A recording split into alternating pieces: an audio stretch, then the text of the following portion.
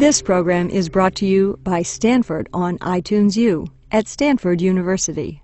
Please visit us at itunes.stanford.edu.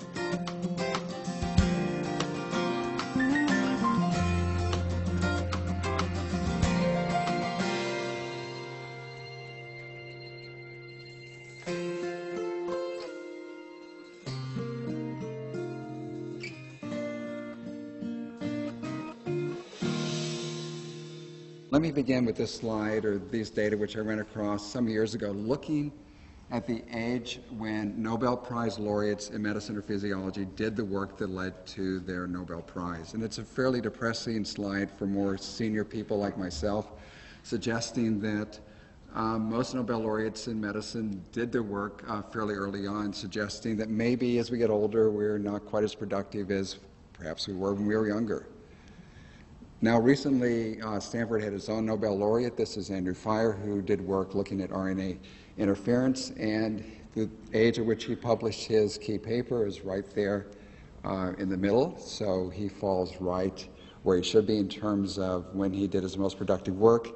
And Stanford was very fortunate to have the second Nobel laureate announced this year, although not in medicine or physiology. This is in chemistry, Roger Kornberg, whose key papers were published a little bit later, looking at RNA polymerase. Although this is a horribly difficult undertaking, I understand that he began his research 2 decades before, so he actually was not a slow learner. He's actually just someone that worked very hard in a very hard project and sort of also fell into this this category where sometimes peak productivity is thought to occur a little bit earlier on in life. Now, these are some fairly depressing data on this slide. Looking at the ability to remember a word list, these are some data we collected, cross-sectional data, in a rural part of Arkansas, Bradley County, looking at how many words people remembered during a telephone interview. And what is plotted there for each individual dot are average scores at individual ages, 40, 41, so forth, going on up to late 90s, and it looks like a fairly steep drop-off in terms of the amount of information learned on average as a function of age. And these are people who aren't or thought not to be demented, although they weren't specifically screened for that. Another study looking at similar kinds of information, these are data taken from the Wechsler Memory Scale, a standardized test looking at memory studies and a different kind of memory task. This is a paragraph learning task where people are given a short story, paragraph length, and asked immediately to recall as much information, and then roughly a half an hour later to recall as much information as possible. And what's plotted here are scores, essentially average scores, by different age groupings here. And again, you can see that over time there's a drop-off, and by the time someone is in their 80s, they're following the standard deviation or and a half, or maybe even 2 standard deviations below what someone 5 or 6 decades before would have done. But in fact, the cross-sectional kinds of data that were shown in the last 2 slides are a bit misleading, because when one looks at cognitive functions longitudinally, there are declines, but they aren't nearly as steep as the data in the last 2 slides would have suggested, where you're looking at people who are quite older, whose educational levels were different, whose life experiences were different, and so it gives a misleading picture about how large or how steep the declines are, although in fact there are some declines. These are data that come from a study undertaken in East Boston, looking at older people who are tested at 2 points in time. And what is shown here are scores, a global cognitive measure shown here. The dotted line represents average scores. And some of the people at the time of second follow-up ended up with a diagnosis of Alzheimer's disease. Most of the people didn't. And if you look at the people that here in the left-hand portion of this slide who ended up with an Alzheimer's disease diagnosis at the second time point, you can see that they sort of started off by and large below the average point shown here by the dotted line. And if you look at the slope of the lines, it's sort of a decline. And so these are people that obviously that weren't doing as well. But if you look at older people who were in the same study who didn't end up with an Alzheimer's diagnosis several years down the line, you can see they started off on average better. And looking at these individual trajectories up here, you can see that a lot of them are fairly flat. So in fact, some of the cross-sectional data that we're looking at before was quite misleading. Nevertheless, that for a lot of cognitive abilities, there are changes that occur during middle age and during aging. The rate of change differs depending on cognitive skills, and the kind of memory tasks that were shown in the first two slides do represent functions that do change as a function of aging.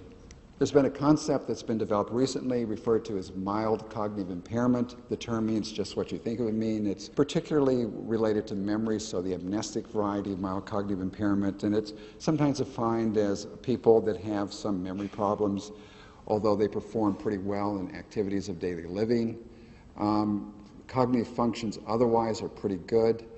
Memory is abnormal for age, and the example they give here is 1.5 standard deviations below norms for that paragraph recall task, and the cognitive impairments aren't severe enough to represent dementia. And the term dementia itself is just an umbrella term for cognitive impairment that interferes substantially with one's ability to conduct daily affairs. And the significance is that, at least in some studies, older people who ended up with the diagnosis of this variety of mild cognitive impairment are at higher risk for having an Alzheimer's disease diagnosis some years later. These are data from Peterson and colleagues at the Mayo Clinic looking at mild cognitive impairment followed up for a period of years. And after about 5 years in this particular study, almost half the people are converted to an Alzheimer's disease diagnosis. So it's thought that trouble with this particular kind of memory, episodic memory, is sort of a risk factor, an early indication that maybe something isn't exactly right. So we've already talked a bit about cognitive aging and memory, and we'll go next to speak a little bit about menopause and hormone therapy there, and the data that are available pertaining to hormone therapy and cognition and particularly memory. And we'll move from there from hormone therapy and Alzheimer's disease and a few other miscellaneous topics toward the end. So that's where we're going next. So a bit on terminology. Hormone therapy, at least the way I'm using it, refers to estrogen, either estrogen given by itself or given with another hormone, progesterone. Both of these hormones are produced naturally by the ovaries. Although we're not getting into this much during this presentation, there are different kinds of estrogens like 17-beta estradiol or estrone or conjugated equine estrogens. And it's also apparent that estrogens and progestins can be administered through different routes. For example, hormone therapy can be given orally. Some forms can be given through the skin transdermally, and there are different biological effects depending on how it's given. Doses can differ whether the combinations are given altogether or sequentially also makes some difference. And in general, the term hormone therapy encompasses all of this, and sometimes that's confusing to people. And in most cases, the differences haven't been separated out, and I'll just be using the term hormone therapy sort of in this broad context during the rest of this talk. So standard definition, menopause is a permanent loss or the permanent cessation of menstruation that results from loss of ovarian follicular function. The ovary follicles, of course, is a place where estrogen is made primarily, progesterone, and menstruation is defined as an event, and that's the final menstrual period. It's not really a prolonged period of time, although that's the way the term is used in the common literature. So this is the definition of menopause. And here in this slide, the year 0 refers to the final menstrual period. These dots represent individual levels of estradiol. These are mean values shown here in the red line. And what you can see is beginning several years before the final menstrual period. And by the way, this is on average about age 51. You can see that estradiol levels start to decline, and the decline continues actually several years on average after the final menstrual period. So the menopausal transition or perimenopause sort of encompasses, in general, this period of time with the declining levels of estradiol. And so although menopause in the medical nomenclature represent a particular point in time, in fact, this is a physiological process that occurs a bit more gradually than the term itself would appear to imply. Most other tissues in the body are responsive to different hormones, including estrogen, and particularly including the brain, which is my favorite organ. This is a rat brain. We know people and rats have a lot in common, particularly in academic centers. And this This is work by Paul Chagru showing the distribution of the two different types of estrogen receptors within the rat brain. And there's good reason to think that other mammals would have similar kinds of distribution. The two receptor types are referred to alpha and beta, and you can see that they're shown differently in the different colors. This is hippocampus, for example, the part of the brain that's most particularly concerned with episodic memory. You can see that the two estrogen receptors are differentially distributed. More of the beta receptor, for example, in hippocampus compared to the alpha receptor. This is cortex here. And the point is that the brain does have receptors for estrogen. The two receptor types are differentially distributed. And one might see here that there, at least theoretically, there is a mechanism by which estrogen can have differential effects on brain function and effects on functions in parts of the brain that aren't known to subserve reproductive functions. Most of estrogen effects probably are mediated through effects directly on the genome.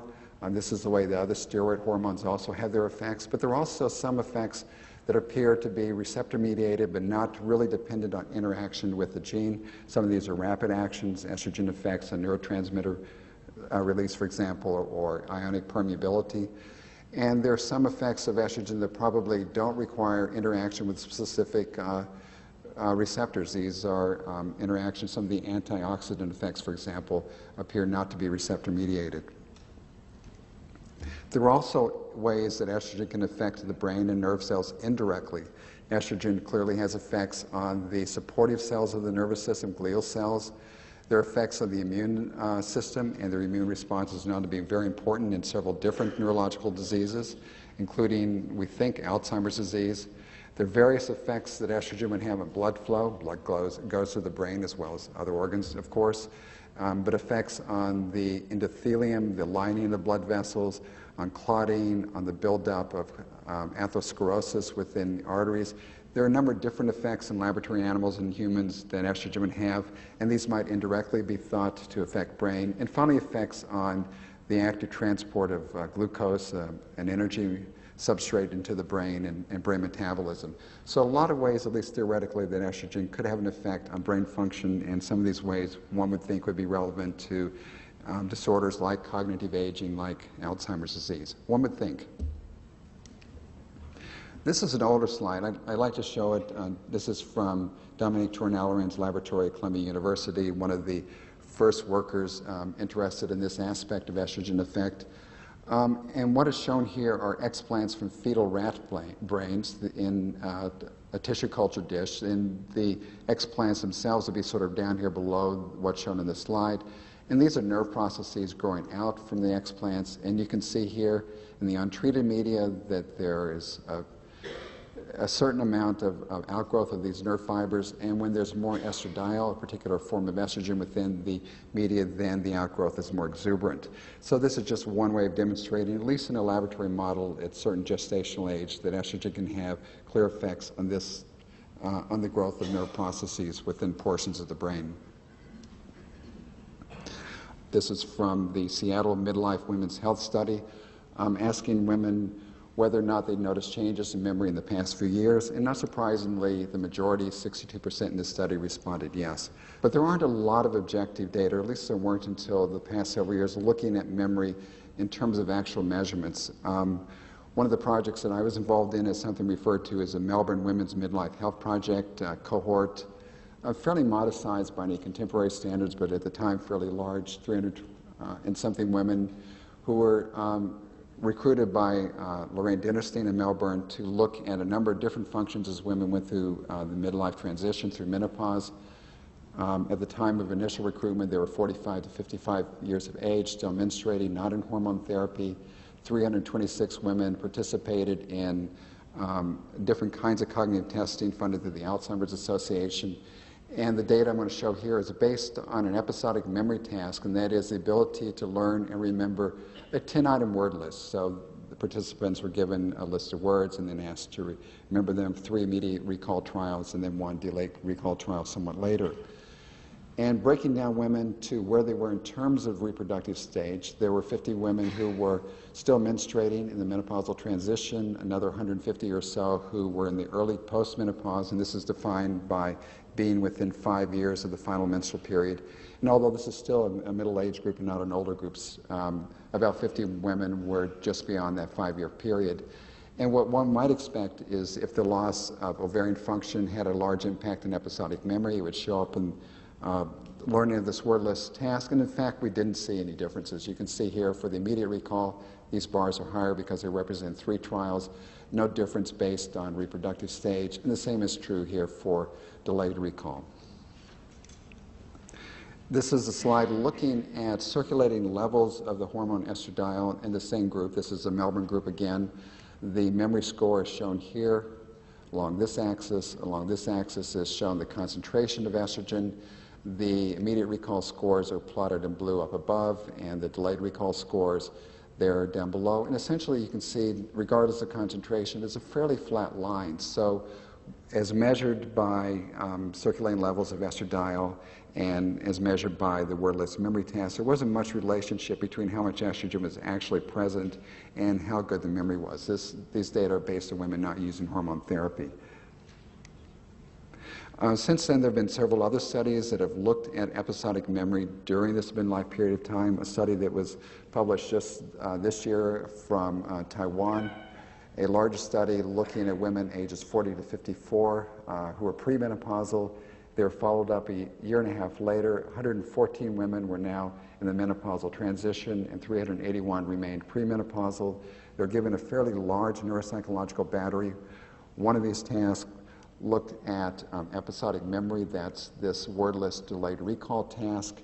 And as you can see here, NS refers to not significant. There was no statistical difference between the groups.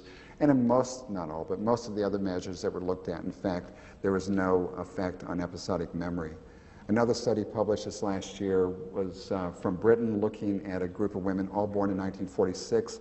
And again, on their episodic memory task, which is a wordless learning task, there was no difference depending on which stage, which reproductive stage these women were at age 53, so whether they were postmenopausal or premenopausal. So again, not really showing a strong effect in relationship to memory. Now, what about hormone therapy per se during midlife? As you'll hear in a few minutes, there are a lot of data looking at hormone therapy, estrogens in older postmenopausal women, starting to be more in younger women, but still not a lot. These are some earlier cross-sectional data that we collected from Melbourne, looking at women who had never used hormone therapy, who had used hormone therapy in the past but had stopped and were currently using hormone therapy, looking at this recall and that wordless task I mentioned before. As you can see here, the heights of the columns are similar. There were no significant effects based on hormone therapy usage. Those are cross-sectional data looking at the same group of women followed up 5 years later, given the same memory task, looking at the total number of words that they could remember. It made no difference whether they had never used hormone therapy at the time of initial testing, were past users or current users. You can see 5 years later the change in scores, 5 years present, 5 years ago present, so forth, were the same across groups, and whether they'd stopped or started hormone therapy in their intervening time, once that was taken into consideration, didn't really change the results there. This is a complicated slide. Most of the details here aren't very important. You'll see another one similar to this in a few minutes. But this slide summarizes the clinical trials that I'm aware of that have looked at hormone therapy among younger women, and here the cutoff was age 60. Clinical trials, or randomized controlled trials, are important because this is the best way to have unbiased information about what might really be going on. And you can see maybe about 8 studies have been published. They've used different kinds of estrogens. Again, these details aren't important. I would point out that the number of women studied in these trials have been fairly small. Total numbers of women, 18, 26, and so forth. And the total duration of the studies have been fairly small, 6 months, 3 months. And the point I want to emphasize here, when episodic memory was looked at, although there's some variability, there's not a large signal that there's been dramatic improvement in memory for these fairly small short-term trials. Some other cognitive domains are shown here. I want to point your attention to studies done by Sherwin here in 1988 and Phillips and Sherwin in 1992 from McGill University. Smaller studies, but two studies that showed specific improvement in verbal forms of episodic memory. These are studies that were done with women who were surgically menopausal. So their ovaries were taken out for medical conditions. They were immediately treated immediately after surgery with either placebo or fairly high doses of estrogen. And it turned out that in these studies conducted as clinical trials that there was an effect, not across all cognitive domains, apparently more in verbal episodic memory, suggesting that perhaps in this subpopulation that there is a signal where estrogen would have an effect on memory. Next slide, which goes back to the question that was asked earlier, have you noticed changes in your memory over the past few years? This is in the Seattle study, 62% of women responded yes. And among the women who responded yes are asked, well, what kinds of memory problems have you had? And they listed a number of different things, as one might imagine. Difficulty recalling names, recalling words. That's a form of memory, but it's not the same as a kind of episodic memory that I was referring to before. In fact, this kind of memory, sometimes referred to as semantic memory, trouble with names, trouble remembering actors in movies. You know, I do it all the time. It's a form of memory that probably does change with aging, but doesn't have the same prognostic significance vis-a-vis Alzheimer's disease that episodic memory does. So that's one form of memory. When someone says a memory is bad, they can mean several things. If they mean this, it's not the same as meaning episodic memory. Some women said difficulty with everyday behavior, like walking into a room and forgetting why you walk into the room. I'm sure no one here has done that, but you walk in there, you don't remember why, you retrace your steps, you go back again, oh, my keys, I need my keys. So that's what this refers to. Difficulty concentrating, need for memory aids like lists or calendars, or forgetting events. The latter two do sound like episodic memory, but the point is when someone says memory is bad, they mean something's going on, but it may not be episodic memory, and so the clinical significance may not be the same depending on what the actual complaint refers to. Also, this is interesting. These are data from a Dutch study. I've seen several other studies that have made the same point. This is from Maastricht, where people at different ages were asked, among other things, do you consider yourself as being forgetful? And you can see, as a function of age, you had different responses. But a substantial number of people did. So it wasn't something that only affects older people. All of us, or most of us, feel forgetful at different times. Some of us feel forgetful much of the time. And there was no effect in this study of some variables. Age, of course, was very important. Older age, more forgetfulness. Depression, subjective poor health was associated with a greater response to being forgetful. But interestingly, sex wasn't. So sometimes women forget that men also are forgetful and are even willing to admit it. Now, the response rate here is a little bit lower in terms of being forgetful than in Seattle, but I just think the Dutch are more stoic than Americans. Or less insightful, who knows. Some of you here were perhaps here a month ago when Dr. Stefani gave her wonderful overview of the Women's Health Initiative.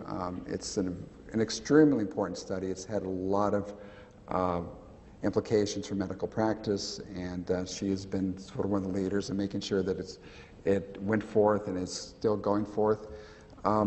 Very briefly, it was a large randomized trial. Women who are postmenopausal, ages 50 to 79, were eligible, and they were treated with either placebo or with an estrogen, the estrogen being a particular form, conjugated equine estrogens, and they got also a progestogen if they had a uterus, or were given estrogen alone if they didn't, if they were randomized to active treatment. And there are a number of different outcomes. Primary outcome initially was based on coronary heart disease, with breast cancer being one of the others, outcomes that was of particular interest. Other outcomes were also looked at. But in terms of what I want to talk about now is the Women's Health Initiative memory study. I think that was introduced in my introduction. It's a bit of a misnomer because memory actually wasn't measured directly, but it made a nice acronym. So this is a WIMS trial. And it was an ancillary study of the larger Women's Health Initiative, and it was looking at dementia as one of the outcomes, and it was restricted to women who are ages 65 to 79 at baseline. So they didn't have an episodic memory outcome as one of the direct measures, but there was a measure of global cognition. And what the study showed in the estrogen plus progestin arm, that looking at average scores followed over the course of the trial, women in the placebo group are shown here in green, women who are randomized to active treatment here with the estrogen plus progestogen are shown in pink. You can see that there's a slight difference. It favored women in the placebo group. If you notice here in the scale for this particular task, the modified mini mental state examination, this is a 100-point scale. Most women started off around 95.5 points here, and the differences are fairly small. In fact, it's about 1/5 of a point. On reanalysis, it just missed statistical significance, but clinically this difference isn't large enough on average to be very important. And in the other arm of the Women's Health Initiative memory study, looking at estrogen by itself, it's actually a different group of women, so average scores were a little bit lower. But you can see that the two track similarly as well. And you can see here the difference was 1/4 of a point, and differences were statistically significant. The important point being, at least in terms of global cognition, certainly no benefit of active treatment with estrogen, not much difference in terms of clinical significance with respect to average score in this particular task. There have actually been a number of good studies now that have looked at more broadly based cognitive outcomes in older postmenopausal women, looking at the effects of hormone therapy. And the studies that I'm aware of are summarized here in this slide. And again, the details are probably overwhelming, but let me point out several things. First, different hormone preparations were used, but the studies tended to be fairly large. The HERS trial, for example, over 1,000 women, 461 women in the WEST trial, which was looking at women who had had a preceding stroke. We'll come back to this one in a minute. More recently, a lower dose estradiol trial by Christine Yaffe at UCSF. And if you look at memory as the cognitive outcome, you can see fairly consistently these show no significant differences in terms of memory score. So these are studies conducted as randomized clinical trials. There are a number of studies now showing similar outcomes. The length of the studies have been fairly long, 9 months, 4 years. The shortest is almost 5 months. So all of these trials are fairly long in duration. One of these, the WISCA trial shown here next to the bottom of the slide, by Resnick et al., is actually an ancillary study of the WHI ancillary study. So WISCA is an ancillary study of WIMS, and this is a study where they did implement, investigators implemented a large cognitive battery that included episodic memory, included other domains. The battery itself was implemented 3 years after treatment randomization, and at the 3-year mark when the test was given at the first time, there was no significant difference between groups with respect to the episodic memory score. They were retested a little over a year later. There was a small decline on a verbal episodic memory task, a non-significant improvement in a nonverbal episodic memory task, but essentially the magnitude of change is fairly small. And I think there's a fairly consistent message that there's certainly no benefit for episodic memory, probably no substantial effect when hormone therapy, when estrogens are initiated at an older age, after age 60 or age 65 or so forth. And these are data we didn't know, we weren't aware of 3 or 4 or 5 years ago. I think the picture is much more settled now, at least within that age group than it would have been previously. So let's move on to Alzheimer's disease. It's the most common cause of dementia, and recall that dementia refers to sort of severe memory or cognitive impairment enough to interfere substantially with daily activities. A very early symptom most of the time is loss of episodic memory. That's why something like mild cognitive impairment becomes an important prognostic sign. It's a disorder, of course, of old age, but its prevalence increases with age, perhaps a doubling in rate every 5 years or so after age 65, at least up to about age 90. And it's a disorder that affects women 1.5 to 3 times as often as men. There are a number of genetic factors and environmental factors that are thought to be important, etiologically important. And for dementia symptoms that begin early on, and early here is usually defined as before about age 60, there have been point mutations in several genes that have been determined to lead to Alzheimer's disease. For late onset illness, which is much more common, these early deterministic genes or mutations essentially have already shown up. There are some genetic factors, particularly a variation in apolipoprotein E that is associated with increased risk, but some people have the E4 allele, the variant that's associated with increased risk and don't develop Alzheimer's disease. Some people without the E4 allele do. So it's not deterministic in the same sense that some of the point mutations are for early onset Alzheimer's disease.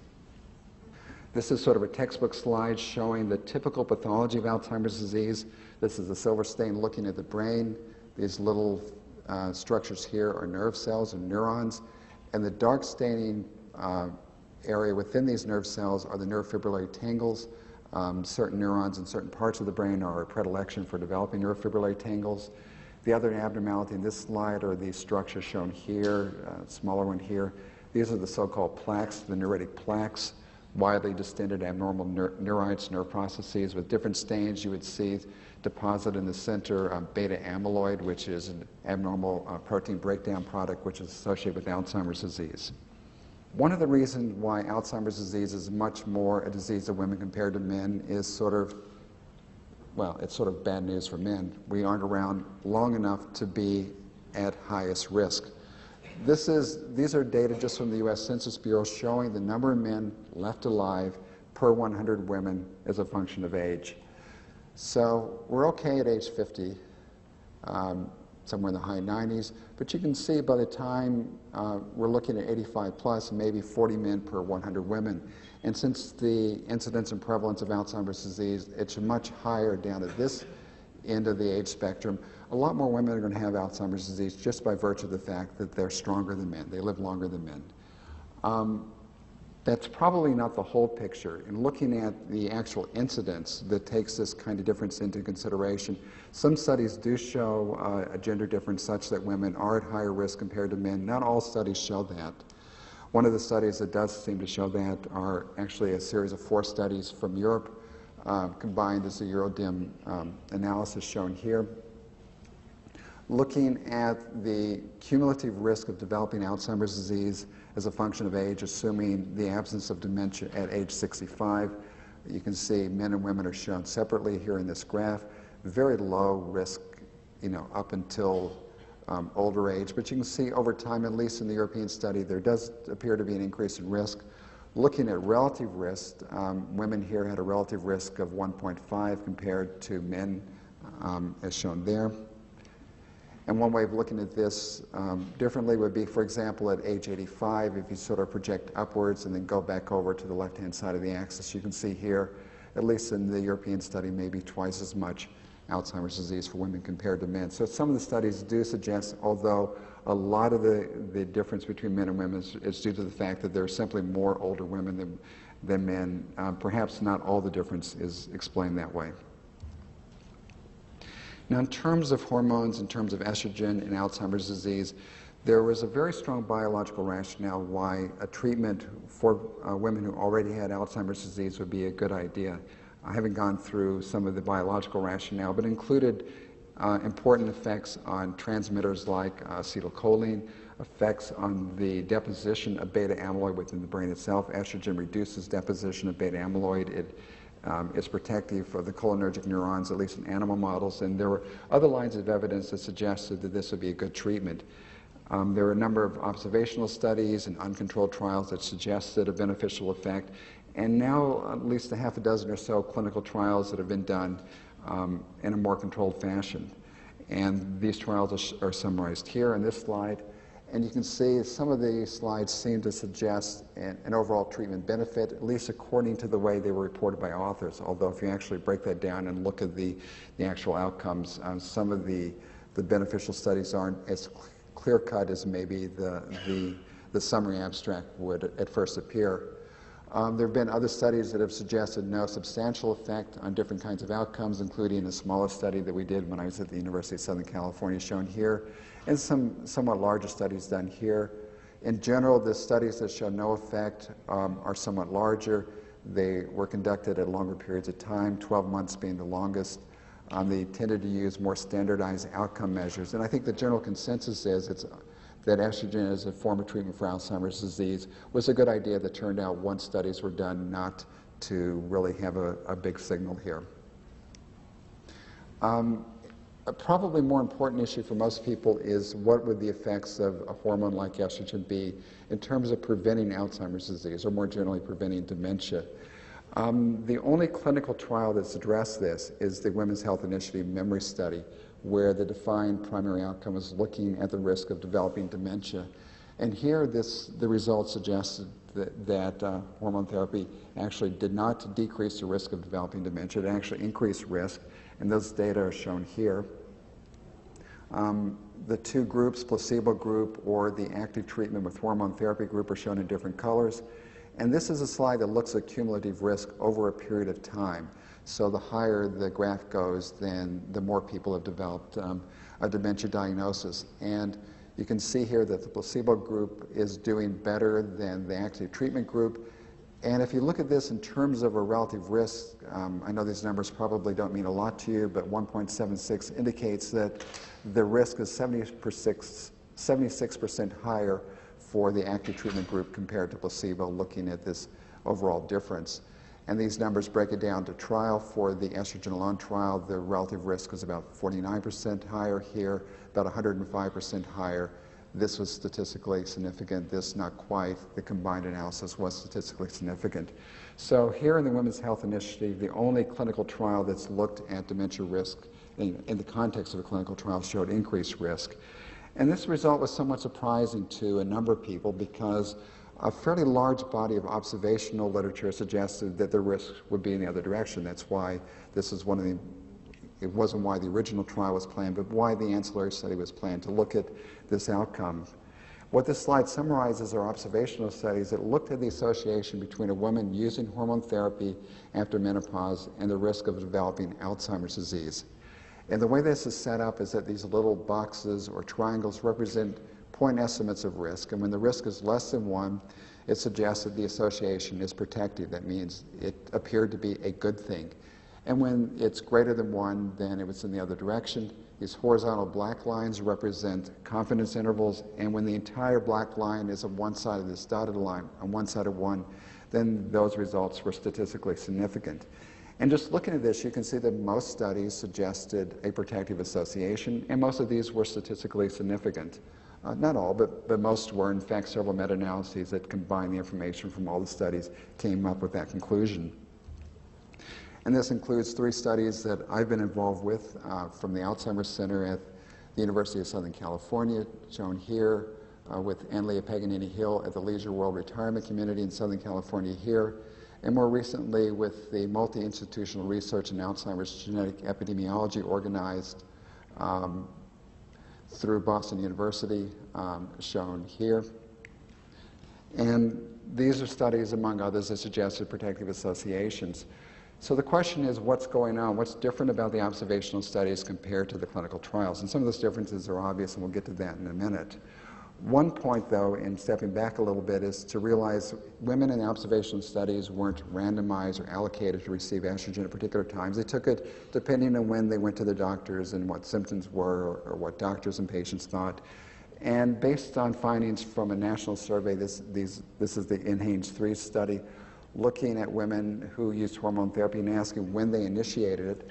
In fact, most women who did use hormone therapy initiated it at a fairly early time, 41% actually before the final menstrual period when they're having some vasomotor symptoms but were still menstruating, another 44% within 1 year of menopause, and a much smaller proportion going out beyond that. So one of the differences in observational studies is that most women were using hormone therapy at a fairly early age. If you look at the data from the same study in terms of duration, about 5 years use was sort of a median use here. So most women were using it for a finite period of time at a relatively younger age. Among the case control studies that were shown, or the observational studies shown in the previous slide, one of these is the Mirage study organized by Lindsay Farrer at Boston University. And one of the outcomes, like some of the other studies, is that looking at the use of hormone therapy compared to no hormone therapy use, And looking at the risk, the relative risk is 0.7, meaning 30% risk reduction among hormone therapy users. But there was a significant interaction based on age. And then when the age groups are broken down into age tertiles and 3 groups of women were compared, it turned out that the risk reduction appeared only among women in the youngest age group here, not among women in the older age groups. Here you can see the risk reduction compared to the comparison group shown here. And among a number of different possible interpretations, one of the interpretations could be that use of hormone therapy by younger women, perhaps closer to the age of menopause, might be protective, and used later on may not be. One of the interpretations. One of the other studies, observational studies, was from Cache County, Utah by John Breitner and colleagues, looking at never users versus ever users of hormone therapy, about a 40% risk reduction shown here. And when this group is broken down to past users and current users, you can see that current users of hormone therapy showed absolutely no risk reduction. It looked like the association that seemed to be protective is more among past users.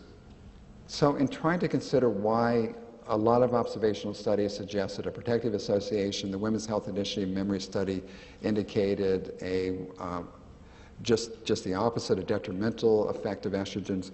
There are a number of considerations, and the most important has to do with susceptibility to bias, shown here. So the reason why one does randomize clinical trials is because a number of different biases are really don't come into effect because of the randomization procedure, because of the blinding. And in observational studies, no matter how well done, no matter how well-intentioned the investigators are, there's always a possibility for bias. Some studies, a lot of possibility for bias. Particularly what's called sometimes a healthy user bias, and that is that women in general who use hormone therapies have better access to health care, were better educated to start with, and perhaps it was some of these other factors associated with hormone therapy usage and not the hormone therapy itself that led to the protective association in a number of the observational studies. One of the other points to indicate here is that there is also a difference in 2 other factors. The timing of hormone therapy usage, and closely related to that, the age at which hormone therapy usage occur. In the WIMS clinical trials, hormone therapy usage was more remote from the time of menopause because these women had to be at least age 65 to be eligible for enrollment in the trial. And of course, these were older women. For the observational studies, women of all ages were included in some of the studies, but on average, hormone therapy was initiated closer to menopause and was used primarily by younger women. So the 2 competing explanations now, one which seems more powerful, and that is that the observational studies were just biased. The other is that there were other differences that differ between the clinical trial with WIMS and the observational studies that leads to sort of a lot of current interest about trying to sort out what's going on. Now, is there any sort of how much weight should be given to this early usage difference? And the answer isn't clear. Some of the post-hoc analyses we did seem to support that it's worth looking at more closely, but these aren't convincing, I don't think. One of the studies that seems a little bit more intriguing, at least, is a post-hoc or follow-up analysis done by a Scandinavian group by Bagger et al., published a year ago, looking at women who were originally enrolled in clinical trials of hormone therapy or placebo for osteoporosis. They were treated at a mean age of 54 years for a couple of years, and then they were followed up sometime later, 5 to 15 years later, mean of 11 years, and they were given a cognitive measure. Now, this isn't a great measure. This is the Orientation Memory Concentration Test, a fairly easy task, sometimes used to screen for Alzheimer's disease. And in fact, there were really no mean differences. But looking at women who had scores, error scores above a certain cutoff, there were actually more women in the placebo group compared to women in the original hormone therapy group who had these high error scores. We express this as a relative risk of being cognitively impaired, defined by the score. The relative risk is 33%. That's actually a fairly large difference. Now, it's not clear that this really means there'd be a difference in terms of something like Alzheimer's disease. A lot of women weren't available for being contacted, but the original estrogen usage in these trials was a randomized usage rather than being more determined by access to health care. And so I think it's enough it's these kinds of data that keep the question alive and make investigators want to sort of try to see what's really going on. There are a couple studies that are looking at some of this. Sometimes the term critical window is used, the hypothesis being that estrogen used during a certain window of time by younger women when receptors still haven't been downregulated perhaps, or when atherosclerosis hasn't affected the vasculature, so the estrogen effects will be different. There are several studies that have an opportunity to look at that. One of these is referred to as the KEEP study, the Kronos Early Estrogen Prevention Study, that's been organized by Mitch Harmon and colleagues. And it's a randomized clinical trial over 700 women. Recruitment is ongoing, several different estrogen combinations. The primary outcome has to do with atherosclerosis in the carotid artery, but there's a fairly nice cognitive battery that will be looked at. And at least in terms of broad cognitive outcomes, this is one of the studies that will have a chance to look at that. And another study that I have some involvement with is the ELITE trial that's been organized by Howard Hodis at the University of Southern California, early versus late intervention trial with estrogen. And those of you that aren't sort of clinical trial sophisticators, sort of maybe realizing that you have to come up with an acronym or no one will ever remember what study you're doing. And industry-supported trials are particularly good with coming up with particularly good acronyms. So if it's an awkward acronym, it's probably coming out of a university. Anyway, the ELITE trial, 504 women, and this is NIH funded, with an early group and a late group in terms of timing of menopause, looking at a particular estrogen preparation, and also looking at carotid atherosclerosis as a primary outcome, but a fairly broadly based cognitive battery as a secondary outcome. These are actually fairly small studies for the kinds of outcomes they're looking at with respect to cognitive measures, you know, the 700 women or 500 women, but they're larger than other studies that have been done or likely to be done in the current climate, and so at least maybe we'll have a better hint about what the real story is in several years' time. So the conclusions from what I've said so far is that in terms of natural menopause per se probably does not have a substantial effect on memory. This is based on observational evidence, but in fact observational evidence is the best we're ever going to have. You can't randomize menopause. You can't say, all right, this group is not going to be menopausal and this group is. So the information we'll have in that is always going to be observational, and it will depend on the quality of the observational evidence that we have. What's available now is better than what's before, and it appears that natural menopause, at least over a period of several years and within the relatively short term, doesn't appear to have a substantial effect on memory. Hormone therapy used around the time of natural menopause over the short term probably doesn't have a large effect on memory. There's some clinical trial evidence to support this, but it's still fairly limited, so I think this is still somewhat more of an open question. Estrogen used after surgical menopause may have an effect on some cognitive domains like verbal episodic memory.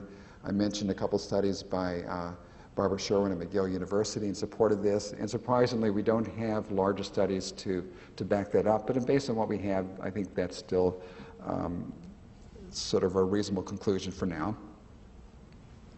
Hormone therapy used in some period later after menopause does not have a substantial effect on memory.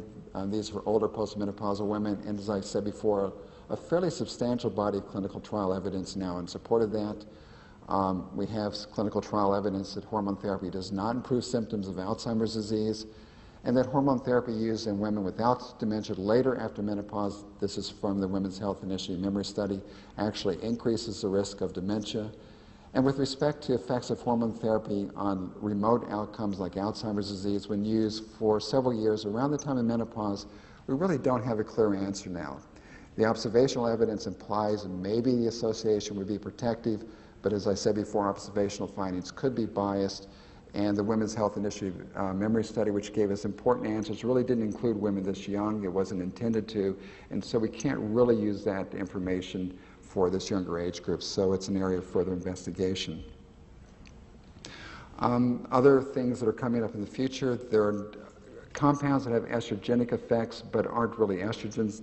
One class is referred to as selective estrogen receptor modulators. One of these, which is on the market, is raloxifene, which is marketed for osteoporosis prevention.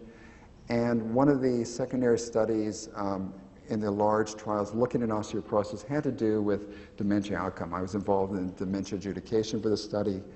And in the Moore study, after 3 years of treatment, over 5,000 women were screened for cognitive impairment. Those that didn't pass screening were referred for additional evaluation.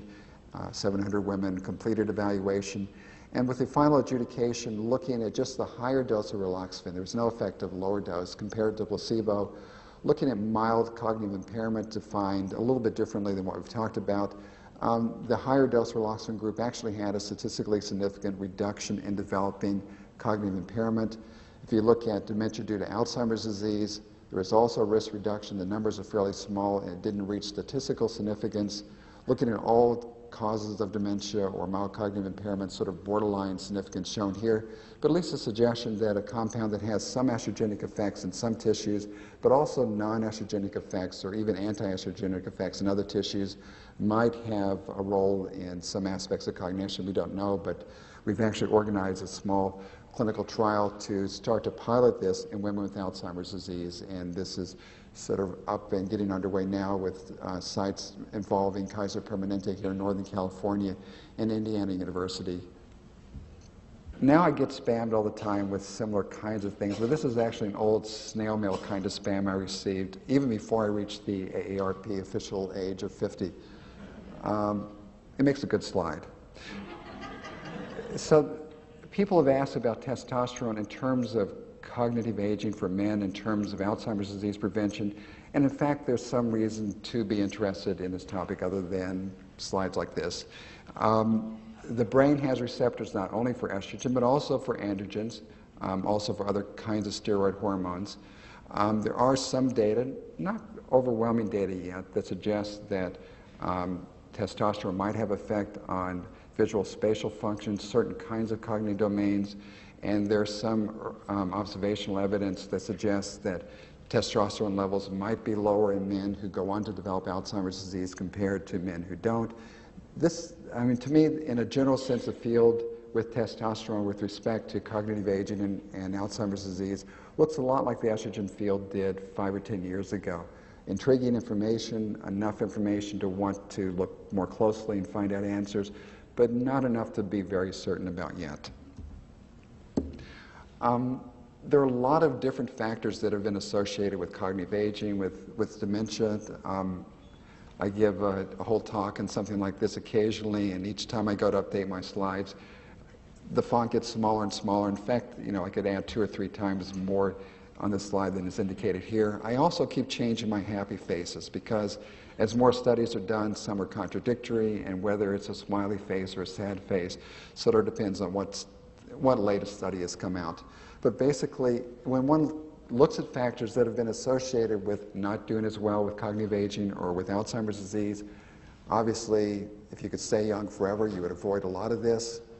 If your parents treated you well and you got good genes, you're better off than if you got the wrong genes. There's something referred to as cerebral reserve, which I'll come back to in a minute. A fair amount of exercise, including both human data and animal data, suggesting that physical exercise might be protective against cognitive aging, might be protective against Alzheimer's disease. It's certainly good for cognitive aging in rats. Depression, not so good. Prior head injury, not so good. A lot of cardiovascular risk factors appear to be associated with cognitive change with aging and also with Alzheimer's disease risk. Cardiovascular factors like hypertension, high cholesterol, homocysteine, smoking, these are all associated with higher risk of Alzheimer's disease, and some of these with poor cognitive outcomes. Statins, there's a clinical trial going on now to see the effects of statins with respect to cognitive aging. For example, recent studies suggested that some of the omega-3 fatty acids found in fish, for example, might reduce the risk of developing Alzheimer's disease. We've talked a bit about estrogen and testosterone. Again, the direction of the smiles is a little bit arbitrary. Social drinking has been associated in some studies with better cognitive functioning, reduced risk of Alzheimer's disease. Anti-inflammatory agents have pros and cons in support and maybe not in support. Antioxidants, depending on studies, but blueberries, chocolate, often thought to be good things.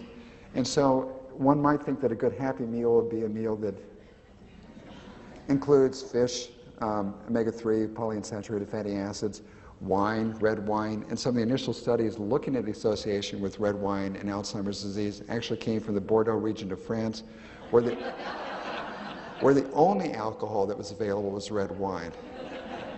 So people have looked closely at red wine. It has flavonoids. Flavonoids are antioxidants, or also have some estrogenic effects, and people can sort of build a nice biological model.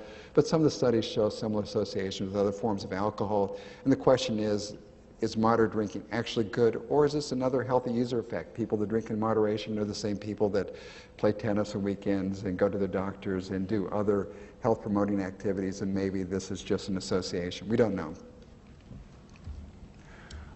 In terms of cerebral reserve, this refers to the fact that maybe having more brain reserve reduces the risk of cognitive impairment with aging or developing dementia. And there's a fair amount of observational evidence in support of this. Surprisingly, big heads are sometimes a good thing. Animals reared in enriched environments, developing sort of richer connections between nerve cells appear to function better on memory kinds of tasks when they're older. A very popular hypothesis for people like me who has spent his entire life in an academic setting, so being overly educated is a very popular hypothesis. Maybe it's actually good for us instead of removing us from the real world. Occupations that require mental activity. People that use their brains in leisure activities, playing games, crossword puzzles, so forth. Some evidence to suggest that that's going to be protective. Social support systems, mental activities. These are all things that are associated with, in different studies, with reduced risk of cognitive impairment, of reducing Alzheimer's disease. And one of the interests that we have here is in physical and mental activity. And there's a pilot project that Dr. Stefanik, Dr. Abby King, myself are working with in collaboration with a group at Wake Forest University. The Wake Forest group actually has a lead, referred to as a SHARP pilot. And this is one of these acronyms where I don't think the words actually fit, and I'm not sure I can remember it. But it's something like Senior Health Activity Research Project pilot. But it involves both mental activity as one of the arms, physical activity. It's being proposed as a pilot. It's under review for funding. It may or may not get funded, but the hope is we'll see a signal there, be able to go back in and consider a larger multi-center trial looking at both physical and mental activities as interventions for cognitive aging. The Alzheimer's Association, a wonderful organization, by the way, with national offices that have a lot of family-oriented information as well, supporting research, local chapters that provide wonderful information for families. Alzheimer's Association has sort of picked up in this, and the Maintain Your Brain workbook, although the print is a little bit small, one of the parts is to engage your brain. If you read down here, it's try to, I can't even read it, make a new recipe, for example. And one of those is attend a workshop or class. I figured this counts, all of you are okay. It doesn't even say you have to be awake. So finally, let me conclude with this. This is a weather map, and this is the coastal outline of the U.S. This little bitty green spot here, I think, is the Mississippi Delta. New Orleans sits right above here. And the strategies we have now for trying to take care of people who have dementia, who have Alzheimer's disease, I think is a bit like FEMA coming in after Hurricane Katrina is hit. It's not always efficient. It's expensive. It probably makes some difference, but it's not really the best bang for the buck. This is Hurricane Katrina poised to make landfall here. This is mild cognitive impairment, I think. It's sort of a good chance to make an intervention, the chance where interventions will make a difference. But where you really would make a bigger difference is trying to sort of have some effect before the hurricane is developed. And I think where a lot of the research is going is try to come up with strategies or interventions or try to determine risk factors that are present at earlier periods in our life, when we first hit middle age, rather than waiting till when we're sort of at the mild cognitive impairment stage.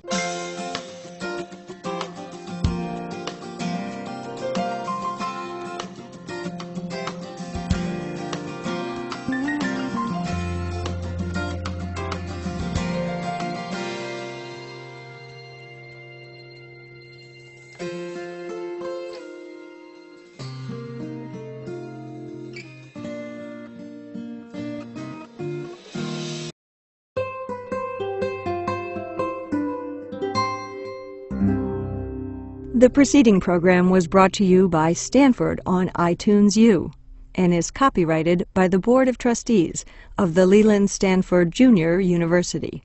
Please visit us at itunes.stanford.edu.